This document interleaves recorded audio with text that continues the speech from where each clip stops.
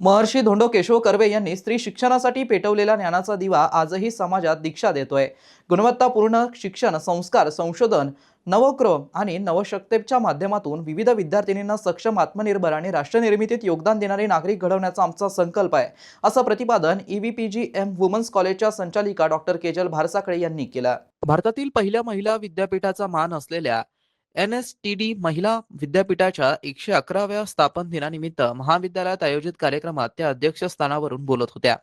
कार्यक्रमाची सुरुवात प्राध्यापक प्रवीण पावरे यांच्या सूत्रसंचालनाने झाली। मान्यवरांच्या आगमनानंतर भारतरत्न महर्षी धोंडो केशव कर्वे यांच्या प्रतिमेचं पूजन करण्यात आलं। त्यानंतर महाविद्यालयीन तरुण विद्यार्थिनींनी विद्यापीठ गीत सादर करून कार्यक्रमाला उत्साहपूर्ण सुरुवात केली। महाविद्यालयाच्या प्राचार्या डॉक्टर वर्षा गायगोळे यांनी उपस्थितांचं स्वागत व प्रास्ताविक करताना SNDT महिला विद्यापीठाच्या 111 वर्षाच्या गौरवशाली वाटचालीचा आढावा घेत महिला शिक्षणातील विद्यापीठाच्या ऐतिहासिक योगदानावरती प्रकाश टाकला। प्रमुख पाहुण्या डॉक्टर स्वाती नखाले यांनी आपल्या मार्गदर्शनपर भाषणात महिला सक्षमीकरण, गुणवत्तापूर्ण शिक्षण, कौशल्य विकास, संशोधन आणि नेतृत्व विकासाचं महत्त्व अधोरेखित केलं।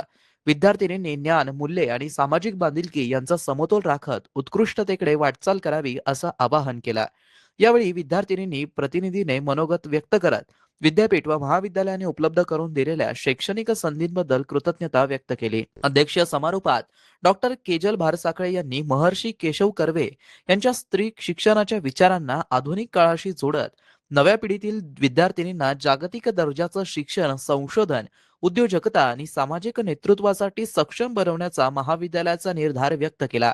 कार्यक्रमाचे आभार प्रदर्शन प्राध्यापक सारिका हनवते यांनी केलं। राष्ट्रगीताने या कार्यक्रमाची सांगता झाली।